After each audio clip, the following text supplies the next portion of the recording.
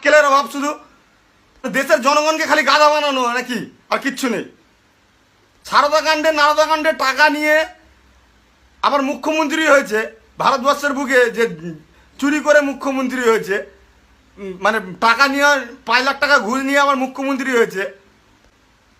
এবার অন্ধভক্তরা ভাববে যে আমি প্রশাসনের বিরুদ্ধে যাচ্ছি। আরে প্রশাসন আমার মালিক নয়, আমি প্রশাসনের মালিক আছি।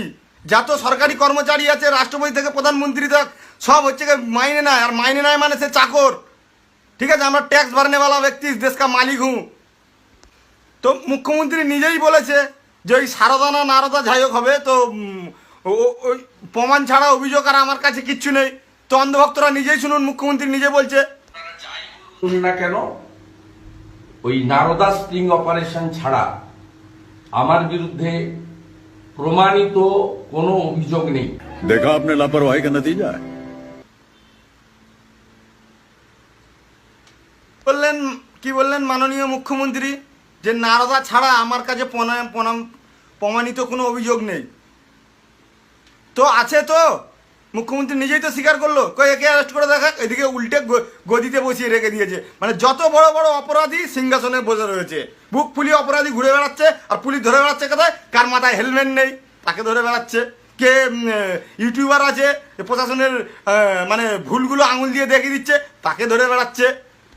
মানে যে সমাজের জন্য লড়বে, দেখুন না, যে সমাজকে বরাত করবে তার জন্য বড় বড় সিকিউরিটি। কাঙ্গনা রানাওয়াত দেখো, বড় বড় সিকিউরিটি। যে বিদেশি কোম্পানি র্যাট করছে, বিমলের র্যাট করছে, শাহরুখ খান, অজয় দেবগান, অক্ষয় কুমার, আরও বড় বড় অ্যাক্টর রয়েছে, অভিনেতা, ধোনি, হেনা তেনা, ওরা বিদেশি কোম্পানি র্যাট করছে। এরা নাকি দেশের গৌরব, এরা সমাজকে বরবাদ করছে, তার পেছনে বড় বড় সিকিউরিটি। আর এদিকে যে সমাজের জন্য লড়ছে ভরত তিওয়ারি, তাকে ইনকাউন্টার করে দিয়েছে, আর বলছে পুলিশ আত্মরক্ষার জন্য গুলি মেরেছে। 12 ডিমের বাচ্চা, সালা হারামখোর, সালা না যায় চলাত ইংরেজদের। তো চলুন, শ্রী মহাশয় আসানিক উপাধ্যায়, যিনি সুপ্রিম কোর্টের অ্যাডভোকেট, যিনি হচ্ছে ইংরেজদের আইন নিয়ে আজও লড়ছে, সে হচ্ছে ভরত তিওয়ারিকে নিয়ে কি বলছে শুনুন। আর এই সালা ইংরেজদের না যায় চলাত আছে না, এই পুলিশ বললো কি যে আত্মরক্ষার জন্য গুলি চালাতে হবে। চলুন শুনি, ওটা আগে শুনি।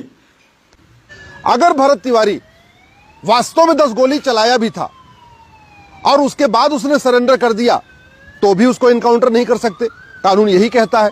इसलिए मेरा यह मानना है कि सबसे पहले इसमें हत्या का मुकदमा दर्ज होना चाहिए।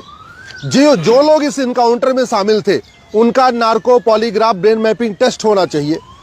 अब चूंकि विश्वास खत्म हो चुका है, इसलिए narco polygraph brain mapping test करते उसका लाइव करना चाहिए। पूरा देश देखना चाहता है कि भरत तिवारी का इनकाउंटर करने वाले सच बोल रहे हैं, गलत बोल रहे हैं, क्या बोल रहे हैं। और ज्यादा अगर कंफर्म करना है तो ठीक है, भरत तिवारी की मां का भी narco polygraph brain mapping test कर लो, क्या दिक्कत है। उसकी मां का भी कर लो, लेकिन जो लोग इस पूरे टीम में शामिल थे उनका भी कर लो। एक वीडियो ऐसा भी आ रहा है कि जहां कि जो लोग वहां पे खड़े हुए थे वो ऊपर इंस्ट्रक्शन लेते हैं क्या करना है। तो अगर ऊपर से इंस्ट्रक्शन आया कि इसको गोली मार दो, तो उनका भी इनकाउंटर होना चाहिए, उनके खिलाफ भी हत्या का मुकदमा दर्ज होना चाहिए। और सबसे बड़ी बात, जो भरत तिवारी बार बार कह रहा है हमारा गांव बदहाल है, गांव में कोई सुन नहीं रहा है, कलेक्टर कप्तान आके यहां की व्यवस्था नहीं देख रहे, उनके खिलाफ क्या कार्रवाई हो रही। तो सबसे बड़ी बात, इस पूरी समस्या का मूल कारण है यह 1861 का घटिया पुलिस एक्ट। यह अंग्रेजों ने बनाया था इस देश को लूटने के लिए, बांटने के लिए। यह कानून आज भी चल रहा है। इसलिए जो पुलिस पहले अंग्रेजों की गुलाम थी, आज की डेट में वो सत्ता की गुलाम बन गई है। पहले अंग्रेजों के इशारे पे जलियांवाला बाग कांड करती थी, पहले अंग्रेजों के इशारे पे लाल बाल पाल को लाठी से मारती थी, पहले अंग्रेजों के कहने पे वीर सावरकर को काला पानी देती थी। अब चूंकि कानून वही है, तो स्वाभाविक सी बात है पुलिस का रवैया वही है, इसमें पुलिस का भी दोष नहीं।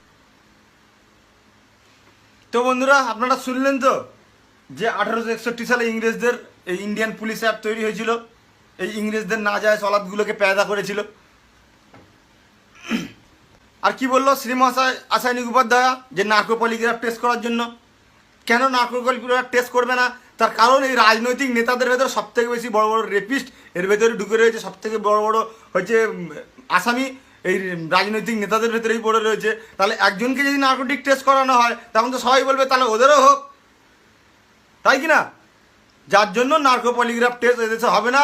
যেদিন এদেশের আসল মালিক, আসল সরকার, আসল জনগণ যেদিন জাগবে, দেশের আসল মালিকই হলো জনগণ, দেশের আসল সরকারই হলো জনগণ। যেদিন জাগবে সেদিনই নেপালের মতো পরিস্থিতি তৈরি হবে, সেদিনই এদেশের সমস্ত সমস্যার সমাধান সেদিনই হবে, এছাড়া কোনোদিন হবে না। আমাদেরকে কি বুঝিয়ে রেখে দিয়েছে যে আইন সবার জন্য সমান। এদিকে আপনার হোমগার্ড হতে গেলে 10 থেকে 12 ক্লাস পড়তে হবে, 10 কিলোমিটার দৌড়াতে হবে, আর হোম মিনিস্টার হতে গেলে 10টা রেপ 4টে মার্ডার করলেও চলবে। দেখুন তো মুখ্যমন্ত্রী ঘুষ নিয়ে ধরা পড়ে আবার মুখ্যমন্ত্রীও হয়ে গেছে। এদেশের এই নীতি।